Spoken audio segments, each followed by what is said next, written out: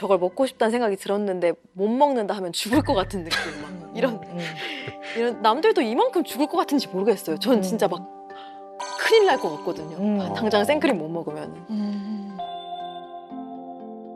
근데 이게 사람마다 이렇게 검사를 하면은 ADHD 맞습니다. 그다음에 네. 아닙니다. 이렇게 잘라지나요? 아니면 이렇게 중간에 네, 애매하게 낀 분도 많은가요? 네. 아주 좋은 질문이신데요. 일단 현재 주의력이라고 하는 대뇌의 기능을 숫자로 측정화할 수 있는 검사 도구들이 좀 개발은 돼 있지만 그것이 그것만으로 단적으로 진단적이지 않아요.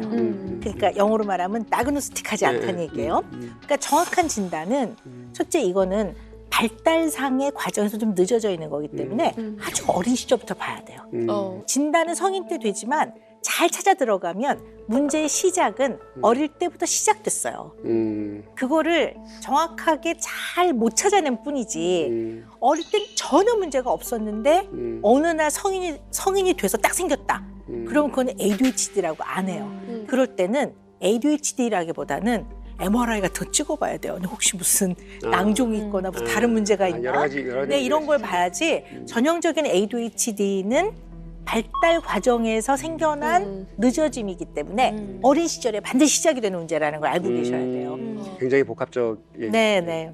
저 말씀하셔서 질문이 생겼는데요. 네네. 그 ADHD 대표적인 증상이 항상 뭐 남들이 말할 때 갑자기 끼어든다던가 뭐 막 시끄럽고 산만한 증상이 있을 거라고 보편적으로 생각하잖아요.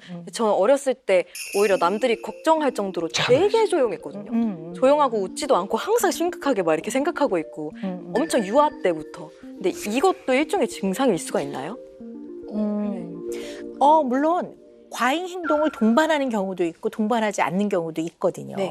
그래서 과잉 행동을 동반하지 않는 경우는 진단이 되게 늦게 돼요. 네. 오히려 막 애들이 막 나대고 산만하면 일찍 데리고 와요. 눈에 보이니까. 그렇지. 에스더 같은 유형이 있어요. 좀 약간 여자한테 더 좀 많은 유형이고요. 그래서 요즘에는 조용한 ADHD 이렇게도 표현하는 거예요. 그러니까 조용하게 있는데요. 약간 집중력이 떨어져서 잘 잃어버리고 까먹고 이런 일들이 많고 어지르고 정리정돈 잘 안 되고 그러면서 겉으로 봤을 때는 굉장히 조용하고 약간 이런 유형도 있다고 봐요. 네. 선생님들이 저를 되게 네. 안 좋아하셨어요. 어려워하셨어요. 그렇죠. 왜냐하면 좀 생각을 하고 있는 거지 뭐 이렇게. 그러니까 막 네. 선생님들이 막 유치한 농담 하시면은 다 자지러지고 웃어야 네, 되는데 저 저만 가만히 집으로 전화 온 적 있어 선생님한테 선생님이 농담을 하는데 웃지를 않는다고 해. 그러니까 문제 있는 거 아니냐고.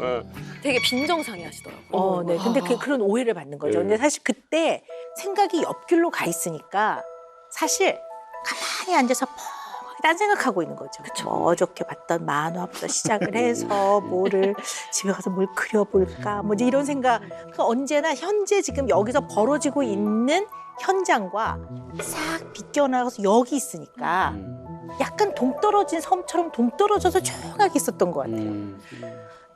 근데 네네. 그럴 때 부모가 어떻게 도와주셔야 될지 모르겠어요. 네, 뭐 굉장히 이렇게 어질러져 있는 틈에서 본인의 굉장히 중요하거나 기억해야 되는 건 어딘지 기억은 하고 있거든요. 그치. 근데 생각해봐야 되는 게 얘기를 하다가도 정말 이 사람이 좋지만 그 주제가 좀 관심이 없으면 딴 생각을 해요. 눈이 옆으로 돌아가 있다든가 아니면 얘기를 하다 보면 알거든요. 상대방이 지금 내 말에 집중을 잘 안 하고 있구나.